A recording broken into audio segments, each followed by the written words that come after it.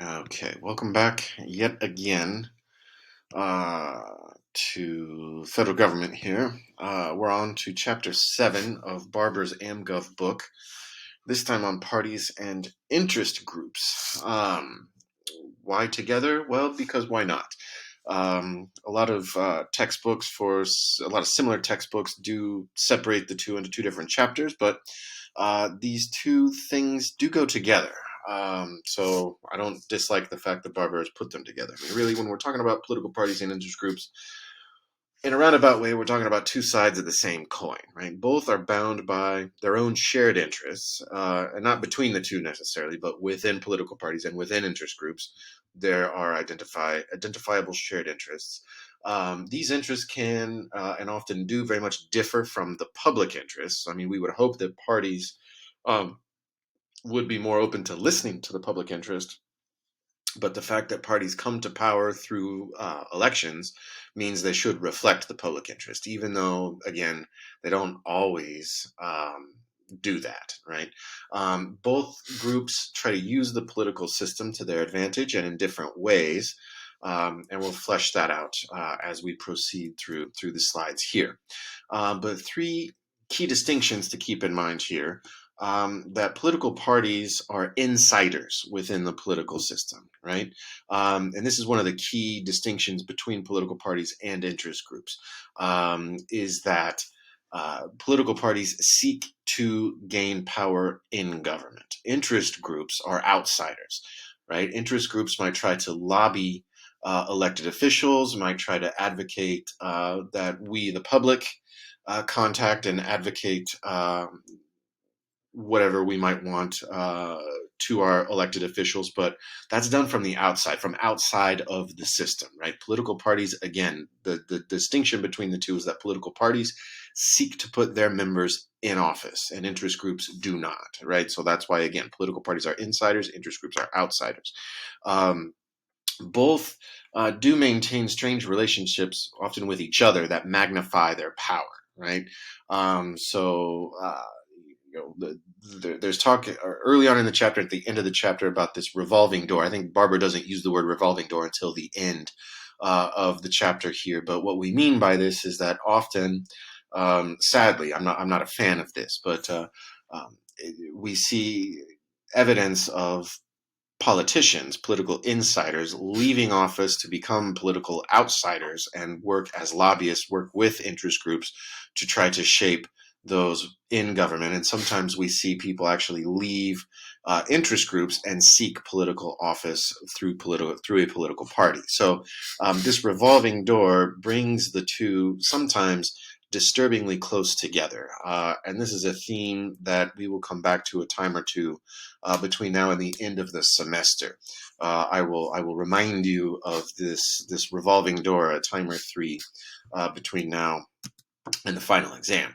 But anyway, what is involved in being a political party? I mean, obviously, members of a political party represent the interest of its members, right? They represent the interest of the institution. And again, the goal of a political party is to gain control of the government. This is not the case, again, to remind you, not the case with interest groups. Both of these could fit within James Madison's warning early on. You know, James Madison, one of the proverbial founding fathers here, expressed a deep distrust of parties. Although the term he used was political factions, right? And that looser term faction could apply to political parties. It could also apply to our understanding of interest groups. But Madison thought that such vehicles might be detrimental to democracy, in that either one could distort, we'll say, the influence of such groups on the political system, right? That it might be a way for minority interests to act in disaccordance with or act against the interest of the majority, right? Which we assume is how democracy is supposed to work. So we'll return to this toward the end here. I'll ask you superficially here via a computer screen what you feel about Madison's take on the distrust of political parties, right? Are factions good or bad for the function of democracy as we know it today? Barbour is not very critical of political parties. I think this is the way our system has just evolved. I don't know that I'd go as far as to call parties democracy strengtheners, as Barbour does, but it is certain that parties do provide us with a connection between voters, that's us, and our elected officials, right? I mean, we know generally what an elected official is going to think based solely upon that person's party affiliation, right? So it does provide some cohesion in what could be an extremely fragmented political system, arguably more so in a federal system that, such as we have in the United States, right? We have our federal government, we have state government, we have local government, and parties give us a better understanding of what might be shared by politicians at those three levels of government, right? Parties also provide a voice for those not in government, and that could be you and me as regular citizens. We're not involved in government directly, but parties, again, through our identification with them, our association with them, provides us as non-politicians a very small role or voice in government. Or we could look at it another way, that the party in our two-party system, the party that is out of power, parties allow us a voice to express our grievances in that way, right? So in all this, we could describe within the rubric, if you will, of the responsible party model that Barbour breaks down early on in the chapter there, that is meant to be based upon accountability, question mark. Why the question mark when it comes to accountability is that this responsible party model makes the assumption that parties will promote a distinct set of policies, right? What makes these two parties separate from each other, and thus what allows us as voters to make an informed choice as to who we want running the show, right? Well, parties tell us what their plans are. Candidates are expected to follow through on that platform, right? That distinct set of policies. Another word for that is a party platform. So especially with presidential elections in the United States, every 4 years, the two major parties put out their platforms saying, here's what we're going to do based on whatever different issue area the party chooses to focus upon.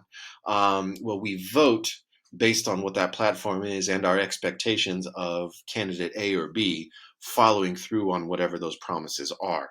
And if they don't, according to this responsible party model, we will then vote them out of office, right? That's how that is supposed to work. Does that accurately describe how the system works today? I have my reservations. I remember being a kid. I was maybe 10 years old, give or take, in the 1988 elections, and I remember asking my father, who's a lifelong Republican, and I thought I was going to be at the time, but I asked him, I said, well, so you're a Republican, so you just vote for only Republicans, right? And he said, more or less, that's pretty much what I do. So, if a Republican candidate makes a promise and doesn't come through with the promise, are you going to vote for that person again, or would you vote for a Democrat? And my father responded, well, I'd probably vote for the same person again. And I thought to myself, again, this is little Larson at 10 years old. Well, then what's the point of there being political parties, right? Or why bother? Why pay attention to the news? Why not just vote for your person based on the party affiliation, right? Unfortunately, I think that's how too many of us vote today. Not to say that we didn't 30 some years ago, but I think this is more of a reality today, where we see more and more reluctance on the part of moderate voters to change their vote. Many of us do. But I think that's increasingly an exception to the rule. So, that it worries me sometimes when I think about the fact that too many of us are stuck in our ways and not willing to vote for an opposing party, even when the party we most identify with doesn't come through with what it promises to do. But anyway, Barbour's aware of this fact too. She's not saying that I don't think she's advocating that the responsible party model is a perfect one to describe the realities today. But anyway, it is clear that parties do create distinct party platforms. They do promise to support these things. This allows us to engage in partisan sorting, which is this applies this term partisan sorting applies to you and me as voters. We sort ourselves out. We self-identify often with one party or another based on these platforms, right, and these promises. But this increasing hyper partisanship that Barbour talks about is when politicians or voters put the interests of their party above um, the public good, above what's good for the country. And I think this is the problem when we fall into the trap of refusing to vote for an opposite party, right, or the opposite party. I will say this, I mean, you'll never meet my father, but he's a nice guy. But just a straight ticket Republican voter. He did say for him, I wouldn't call him a hyper partisan because he made it pretty clear to me going back to 2016 that even as a lifelong Republican, he was not a real fan of Donald Trump. And he swears up and down that he did not vote for Trump in either 2016 or 2020. It's ultimately his business. But if he did not, he would not be a hyperpartisan. If he did, knowing that the guy didn't follow through with some of his promises and such, we might classify my father as a hyperpartisan. But I think too many of us are hyperpartisans today, not willing to hold our own, or the party that we identify with, put it that way, accountable. And that is not the way democracy is supposed to run, right? So anyway, moving on here. But the way things used to work dealt with what we used to call smoke-filled rooms, right? The image is old white guys with cigars in their mouths deciding in back rooms of restaurants or something who the candidates for different positions would be, and that's indicative of what we used to call party machines that would in effect make the initial choices for voters. Voter loyalty was often kept with benefits that usually were concentrated among elites, but you try to get certain candidates to run. They'd often run, just be appointed by the party machines. Party machines themselves might make promises to certain interests, economic interests, be them industrialists or labor unions or what have you, and try to entice voters with political promises. But of course, as you correctly are hopefully assuming here, this is a system that was very vulnerable to corruption. That's the way things worked.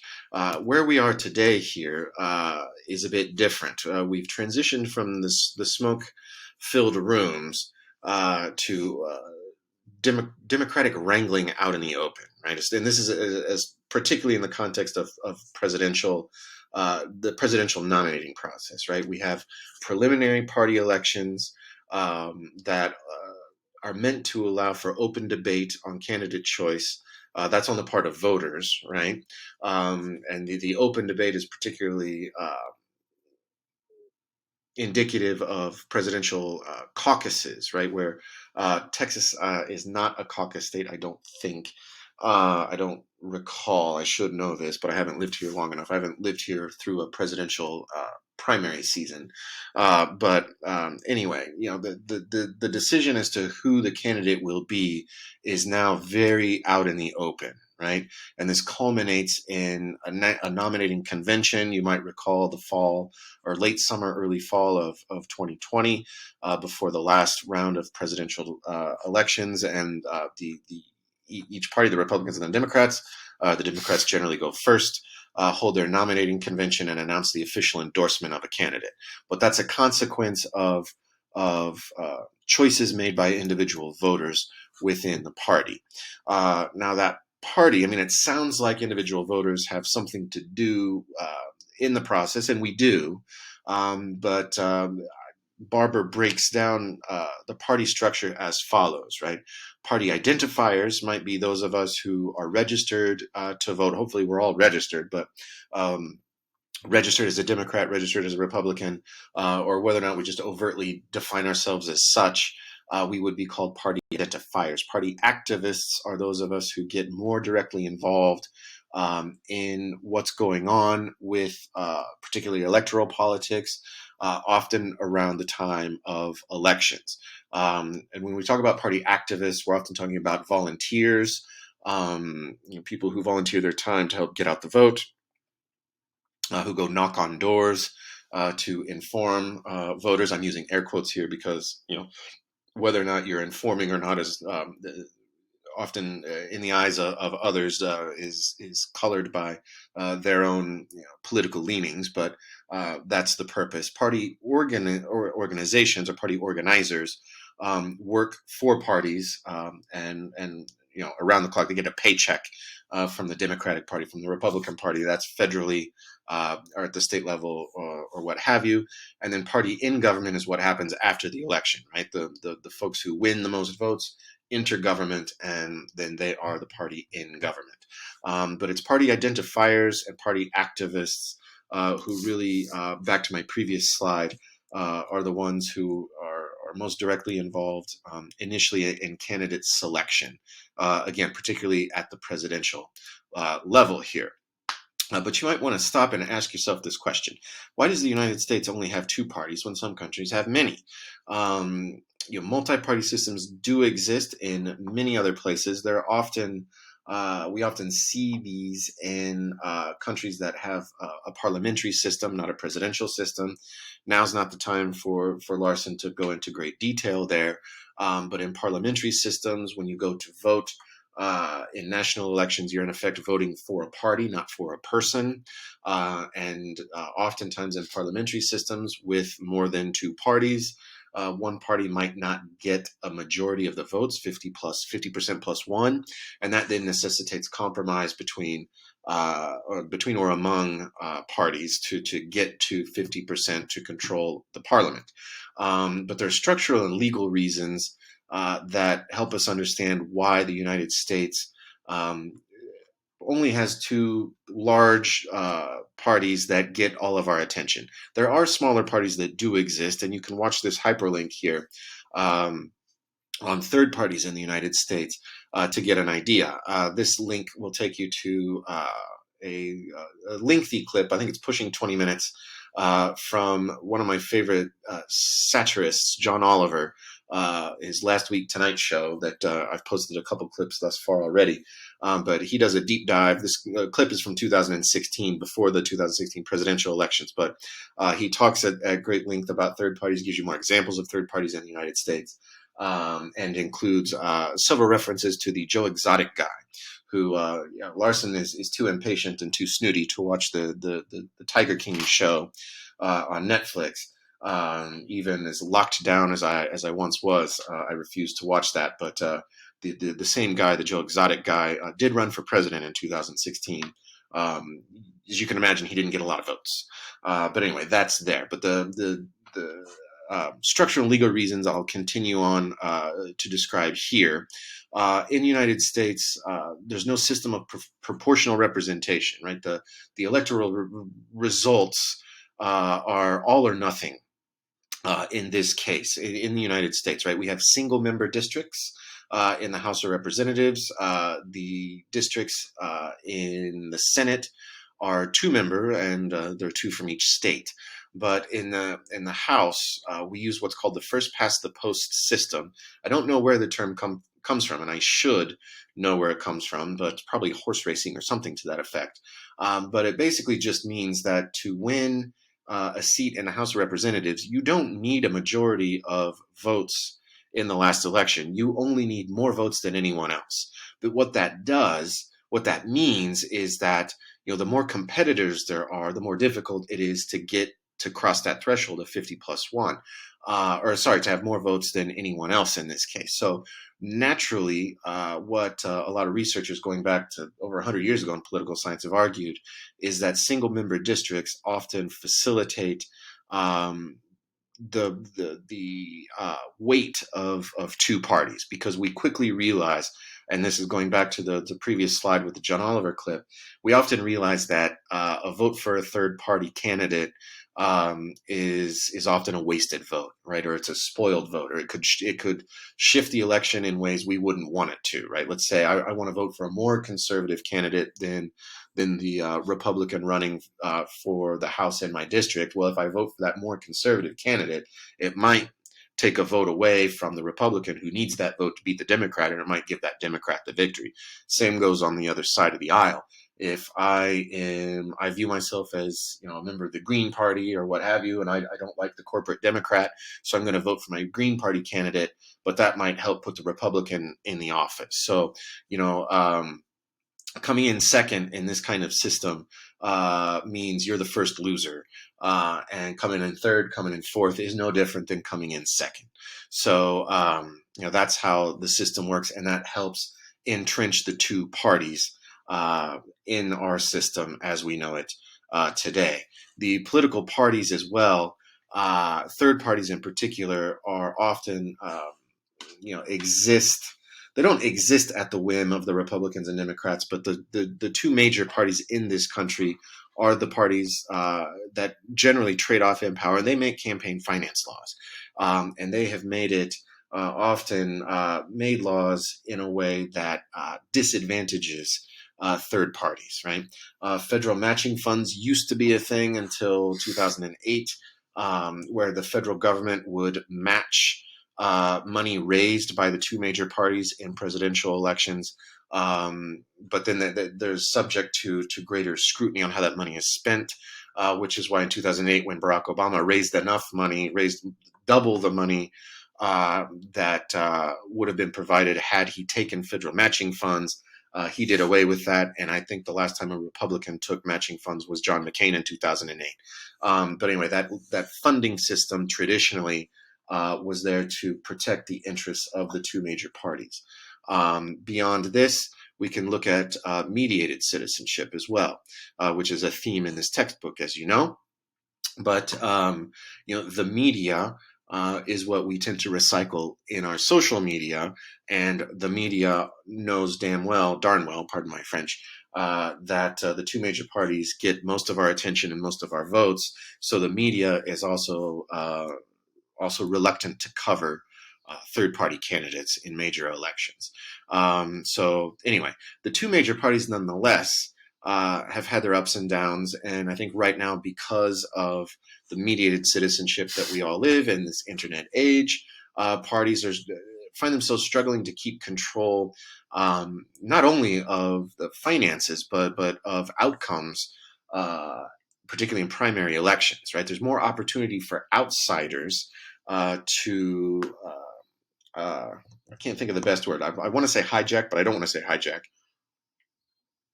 the political system. What is certain is, going back to the 2016 presidential elections or primaries for both parties, the Republicans and Democrats, party leaders were not fans of Donald Trump in general.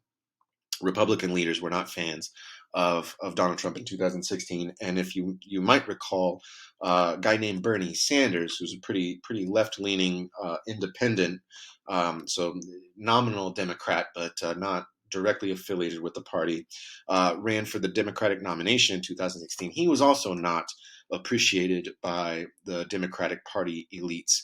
So we see divergence from traditional party policies and the means for people in the internet age, outsider candidates, to work their way up through the primary system, right? This is the fact that there aren't these smoke-filled rooms. Were smoke-filled rooms still used, I don't think neither Donald Trump would have gotten the Republican nomination in 2016, and Bernie Sanders wouldn't have come as close as he did in 2016.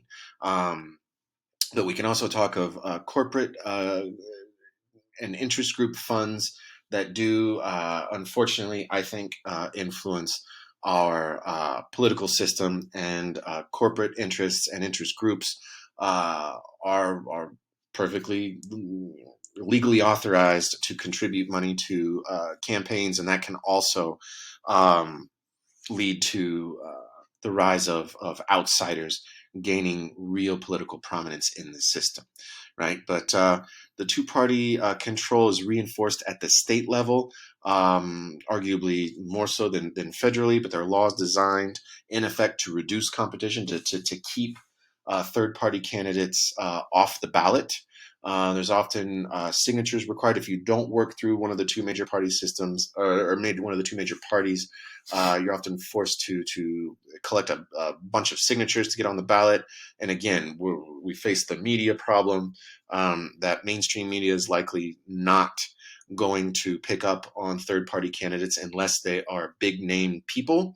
And we see mainstream parties, the Democrats and the Republicans, often co-opting winning issues, right? An example I used recently in class, a face-to-face class, had to do with legal marijuana, say in California, which is the state I lived in prior to moving to Texas. It used to be a fringe issue that was driven by people outside of the two-party system, but now it's pretty much completely legalized or decriminalized in California, with the Democrats having co-opted that issue, right?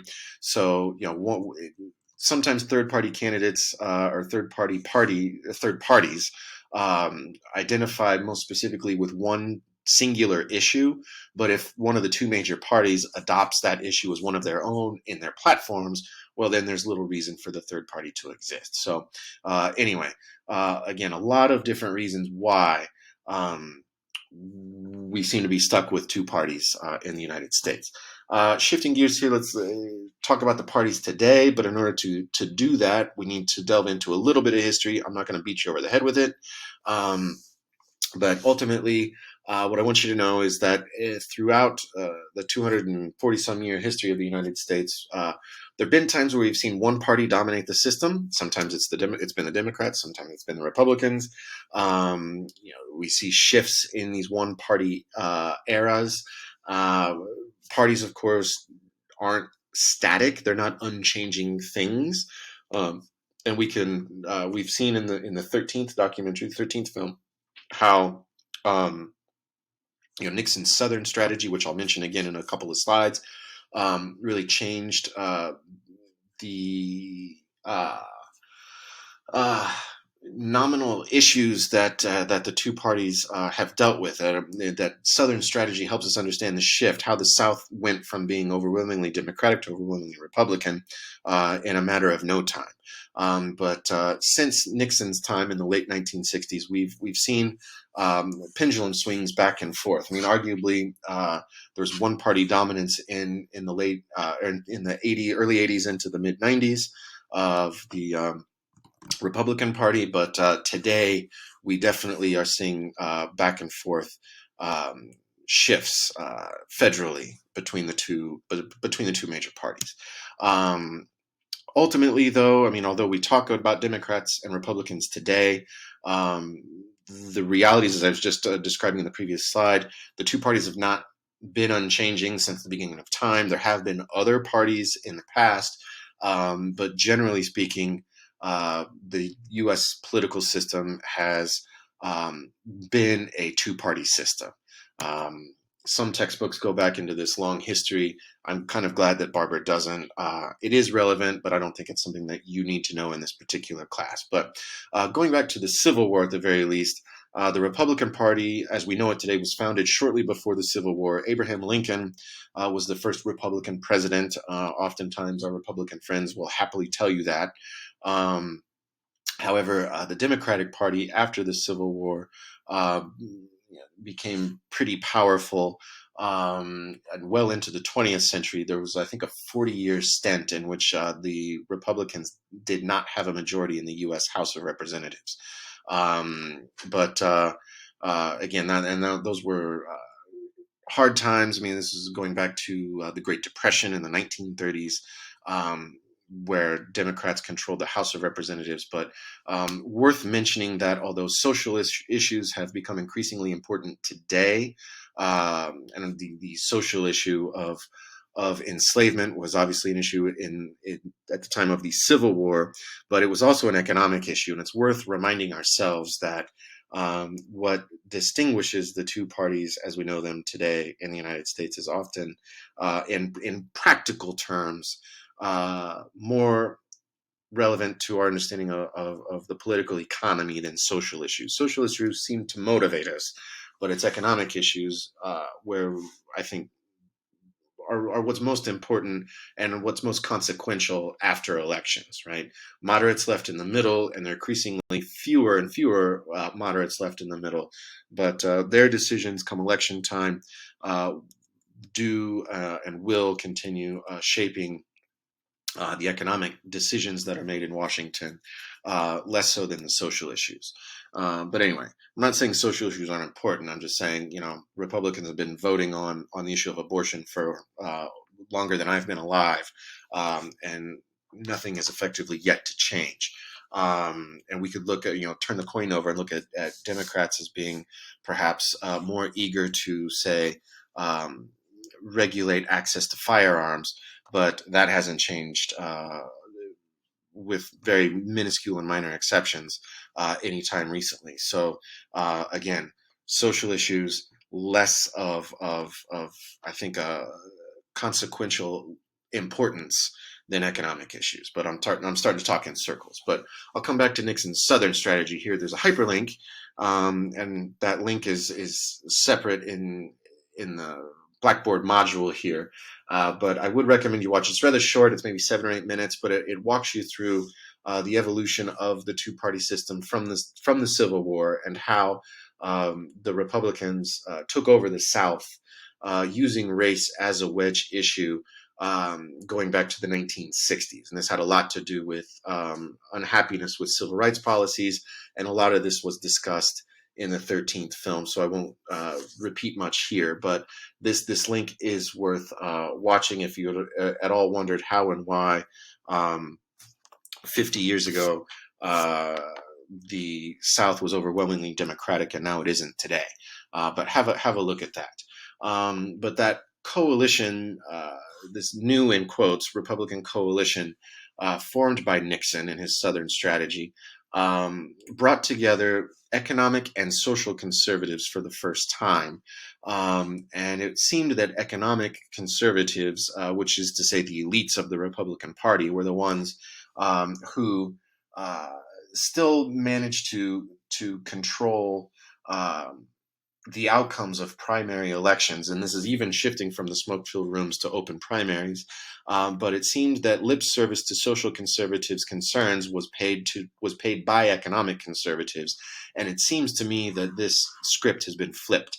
And Barbour even identifies 2008 as a turning point. The Republican nominee for president in 2008, as you might recall, was a guy named John McCain, who was very much a traditional economic conservative, very much less of a social conservative, but he nominated it as his, or he selected it as his running mate. The vice presidential nominee was Sarah Palin, and that was the first time that a real, genuine social conservative had made it onto a presidential ticket.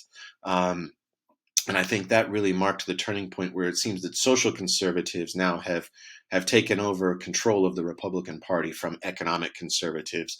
And although former President Trump's biggest legislative victory was his tax cuts, there again another economic concern, he definitely ran talking about things that drew the attention of social conservatives, right?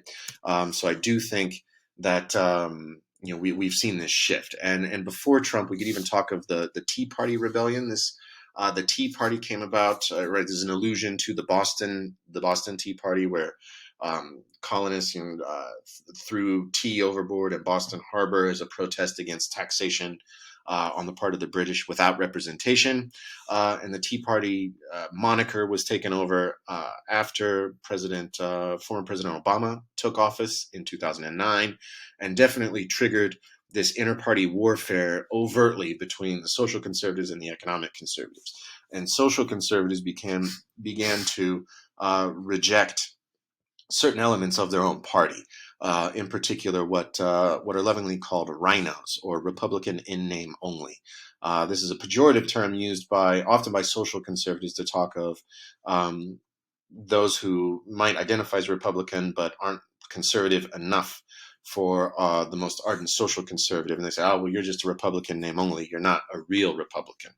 And after former President Obama took office in 2009, as most presidents tend to do, they see their party lose seats in Congress, and that definitely happened in 2010. Was a big victory for the GOP, the grand old party. It's another way to talk of the Republican Party, um, not pejoratively at all. But it was a big victory for the Republicans' social conservative wing in 2010, and I don't think really without that we would have gotten Trump in 2016. Again, another reflection of the influence and weight of social conservatives. And because of that, the Republican Party today, right now, is very much Trump's party.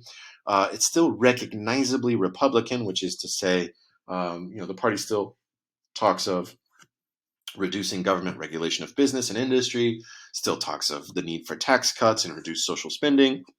But I think we've seen clear changes in the social conservative dimension of the party. Again, I think Barbour doesn't go this far as to say it in the text, but I think that the social conservatives have effectively taken control of the party. And this has led to some counterintuitive twists in the party agenda. I mean, the very reason, 5 years ago, no Republican would have spoken out overtly against free trade, right? The United States has done quite well since World War II and benefiting from free trade because of what the United States produces and exports and imports. Right? It's worked out well. But now all of a sudden we see the Republican Party itself rather skeptical of free trade and in the form of President Trump and others advocating for trade barriers, sanctioning, imposing tariffs on trade partners. Which again is not the traditional Republican way of thinking about international trade. But anyway, that's an example of a counterintuitive twist in the party agenda. What about the Democrats? I don't have so much the history to share here, but the party has long restrainedly, which is kind of an awkward adverb, remained economically liberal. To say, as some Republican candidates will freely do, that the Democrats are all a bunch of socialists, I think is a bit of a stretch. But the Democratic Party is generally more economically liberal than the Republican Party, without a doubt. Although there are signs of similar internal conflict, and that goes back to I've mentioned Bernie Sanders running for president in 2016 and in 2020. Particularly in 2016, there's evidence that the Democratic Party, the elites, those who run the party, were very much against Bernie Sanders gaining the nomination or the Democratic nomination for president in 2016. And that has caused some rancor within the party as well, not dissimilar to what I described a minute ago about the Republicans. And similar to the Republicans in 2010, after a Republican won the White House in 2016, a rather unpopular Republican with Democratic voters, just as Obama was generally pretty unpopular with Republican voters, we saw a backlash in the midterm elections, right? So the 2018 congressional elections in the United States were a big victory for Democrats, particularly in the House of Representatives. We saw more women and more people of color elected to the House of Representatives in history until 2020.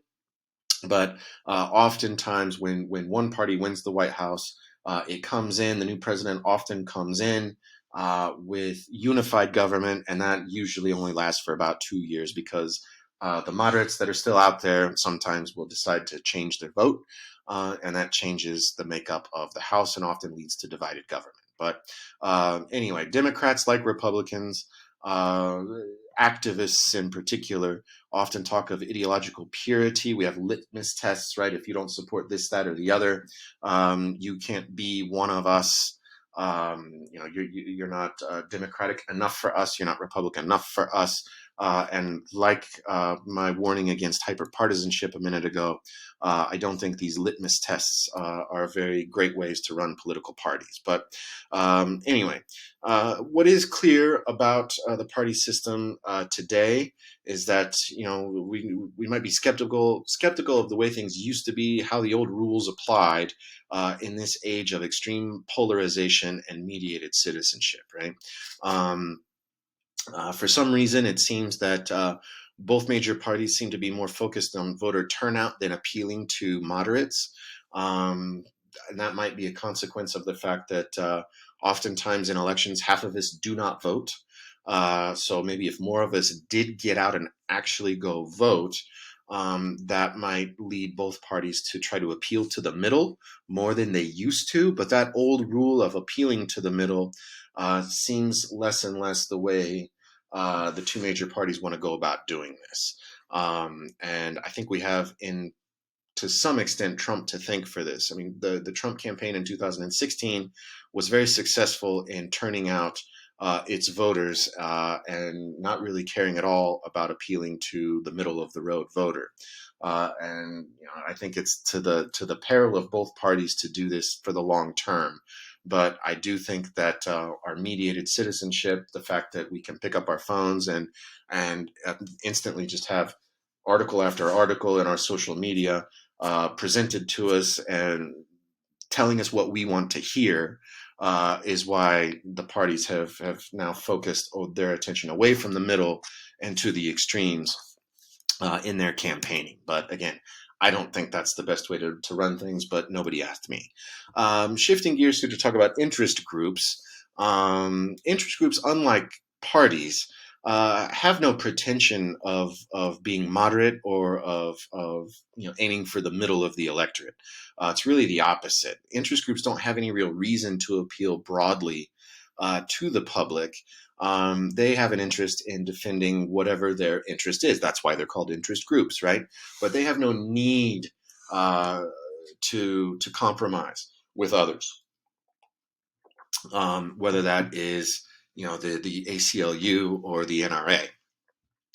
Actually, what draws support among the rank and file voters, you and me, what draws us to interest groups is often the fact that they can be more extreme in their views, right? So contrary to Madison's fears, interest groups can, but do not necessarily bolster democracy. Interest groups do provide means for better representation, indirect participation, and education for us as voters, especially those of us who, I'm a dopey white guy, and there are a lot of dopey white guys in Congress, but there are a lot of interest groups that very much try to provide a voice to those who don't feel represented in Congress, and that's a good thing, right? This can amplify the voice of those who don't see themselves reflected in Congress. And through interest groups can seek to shape the agenda that Congress adopts, right? Interest groups can provide program alternatives for us voters to think about. And then interest groups can also perhaps tell us as voters whether or not these groups think that the government in power, the party in power, is living up to its promises, right? I'll go back to the issue of campaign promises and whether or not elected officials follow through. Sometimes we need to turn to interest groups to understand whether or not that's actually true. But interest groups often view themselves as providing a collective good. The assumption that interest group leaders often make is that their interests align with the interests of voters on the whole. Unfortunately, for most interest groups, most of us do not think like interest group X, Y, or Z. And the fact of the matter is, most interest groups have other interest groups that counterbalance what they want. But ultimately, when we say that interest groups seek to provide collective goods, these are goods that are beneficial to, ideally, to the whole of the populace. But then this leads to the classic problem of collective action, which is that of free riders. I think earlier in the semester I talked about public goods at some point, but these are things that there's really not an economic incentive for private businesses to provide, and they're the public goods by definition are things that the public can use, which is to say we can't limit people from using them, whether that's a sidewalk, a street light, a lighthouse on the coast, or access to firearms, right? I mean, the NRA is a very influential, the National Rifle Association is a very influential and very successful interest group. But the fact of the matter is, most people who own firearms aren't due paying members of the NRA. They benefit from what the NRA provides, which is the status quo, and no effective gun control measure has been passed in recent years. And that's a consequence in part of what this one particular interest group does that might benefit the majority of gun owners.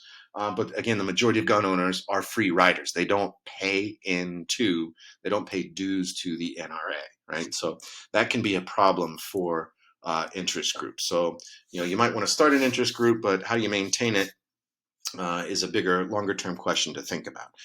And the fact of the matter is, we see this collective action problem in action, if you'll pardon the repetition. Oftentimes, when a Republican is in the White House, membership in the NRA drops off because gun owners often don't feel the need to pay dues to an institution, to an interest group, when people feel comfortable that policy is not going to change, right? So that tends to be a problem for our friends in the NRA. But interest groups also seek to often offer us benefits, whether that's material benefits like discounts on travel through the AARP, for example. Solidarity benefits might be token gifts of some kind. If you make a donation to the ACLU, they'll send you a tote bag or something. Expressive and selective benefits are a bit more nuanced. But interest groups provide a means for us to express ourselves. Maybe I feel proud when I carry my National Public Radio bag down the street, and maybe someone who also donates money to National Public Radio or PBS might feel that community with me. I don't know, but the fact of the matter is, again, because sometimes we see ourselves disinclined to pay money to interest groups. Interest groups try to provide us other benefits beyond public policy. But worth mentioning here that there are different kinds of interest groups that we could consider as well. There are economic interest groups, say like the Chamber of Commerce. Equal opportunity interest groups, say like the NAACP, National Association for the Advancement of Colored People, long-standing interest group that seeks to, say, provide better education to people of color, particularly African Americans. We could talk about public interest groups. That could be the NRA, that could be the ACLU, the American Civil Liberties Union, which defends the right of free speech. It's viewed as a very left-leaning group, but it's a group that goes out of its way to defend conservatives, right-leaning people, when their right to free speech is challenged as well. We could even talk about government interest groups. The text is thin on this, and I'm not going to go into great detail. It's not my area of expertise, but there are even interest groups that are made up of government officials that seek to influence other government officials. And that could be, say, a state delegation, often bipartisan, going to Washington to advocate Congress for, it might be, a group of state level politicians from Texas going to try to advocate in Washington for, say, decisions that might facilitate greater oil extraction in the state of Texas, something to that effect. But interest groups, we talk about interest group politics, but we need to understand, and it's worth pointing out, that lobbyists are not politicians, right? Those high up activists within interest groups might do political things. We can call them political actors because of their influence, but they are not politicians themselves, right? And the relative power among interest groups really stems from the number of members that an interest group has, the financial resources and reach that it has, and worth mentioning, it often depends on the number of opposing groups that exist. And in some cases, we can see evidence of groups confronting each other directly.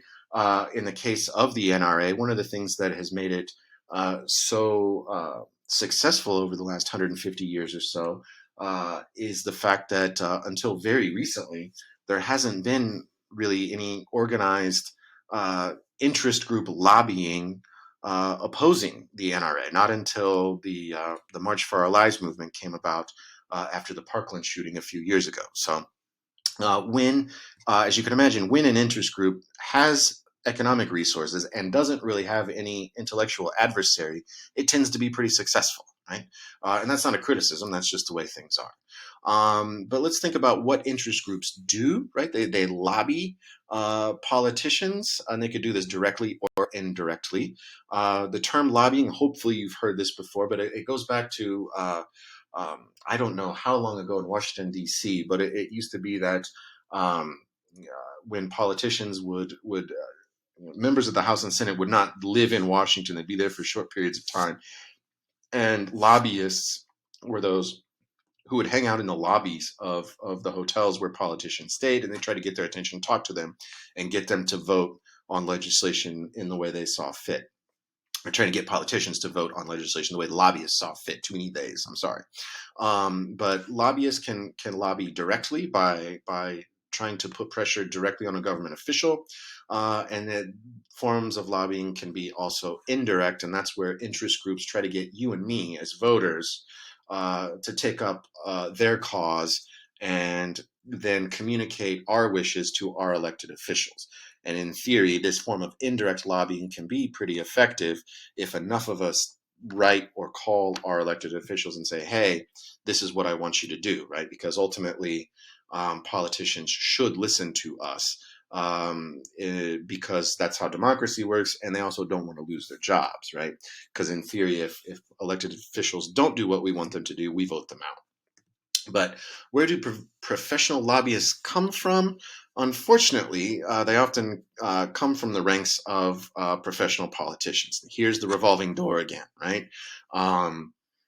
We've seen examples in recent decades of elected officials leaving elected office, going to work for an interest group, and then maybe find themselves back in government. But the idea is that once you work, particularly in government, you've got a lot of contacts.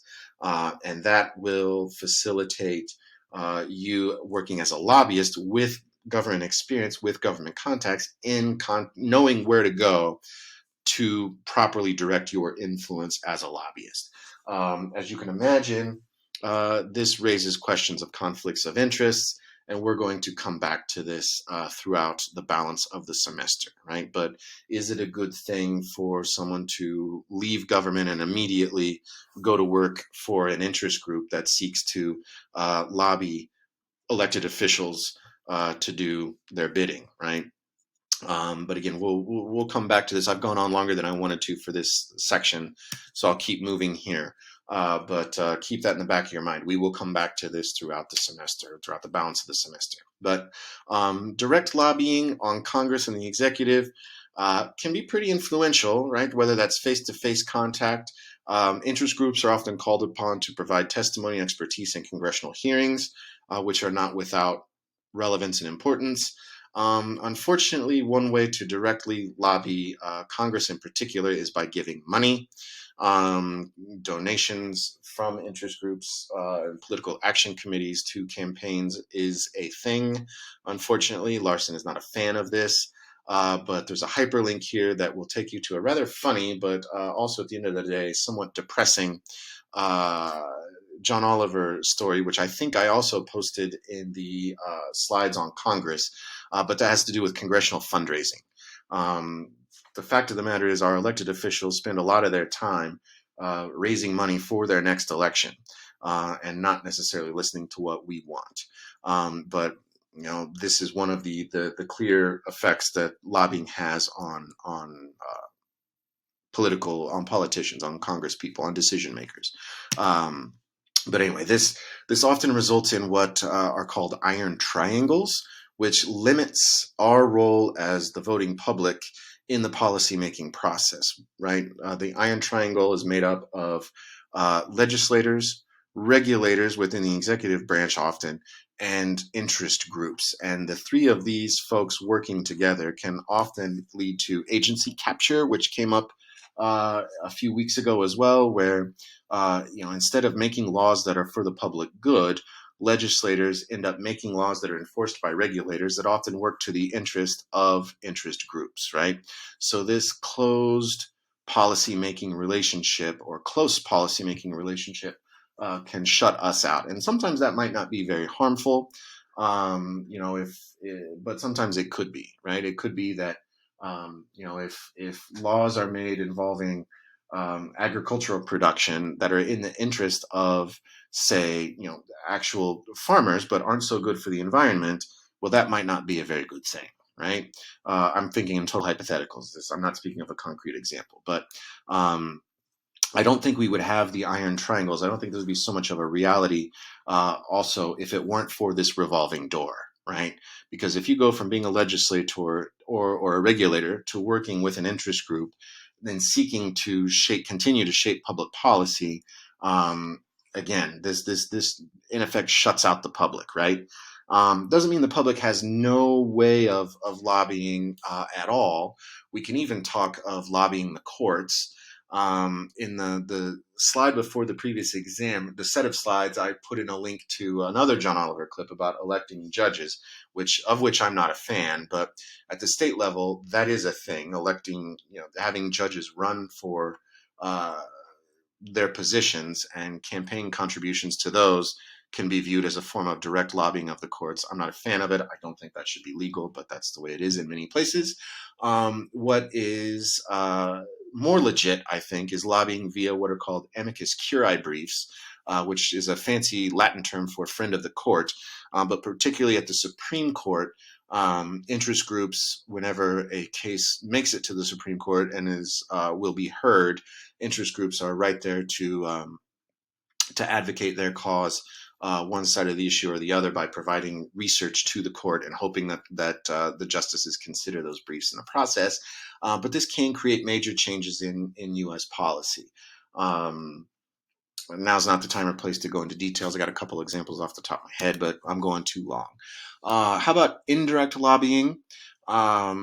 This allows interest groups to maybe get behind a social movement without leading it, but can translate into public pressure on representatives. Maybe other interest groups might not be as willing to get out in front of the issue of, say, gun control as the March for Our Lives movement, which has really petered out in recent years. But other interest groups can get behind that and build on the social movement. This often allows us then as voters to contact our representatives because, again, our elected officials are constantly worried about their own reelection. And indirect lobbying is a way of getting the public to do the work, in effect, for the interest groups by pressuring local officials. The term grassroots lobbying gets used a lot, and the term refers to spontaneous popular movements that lead to lobbying efforts. Say a more recent example might be the Black Lives Matter movement, but often orchestrated. These are often orchestrated efforts from interest groups. And the real or fake question comes into play when we talk about astroturf lobbying. And there's evidence in the last decade or so of corporate groups creating interest groups to make it look like this is what the people want, but what's really behind it is a lot of corporate money. And that's what we mean by astroturf lobbying, right? So grassroots is real, astroturf is fake. So that's where the distinction is made. This hyperlink takes you to yet another John Oliver clip on astroturf lobbying that probably includes a couple of tasteless jokes, but it might make you laugh. So watch that if you like. My last slide here, and again, I'm sorry I've gone longer than I wanted to, but we're back to where we started, right? Was Madison right to worry? Do political parties, do interest groups foster corruption? Or, do we see damage, real political damage to our institutions from factions? That's not really for me to say.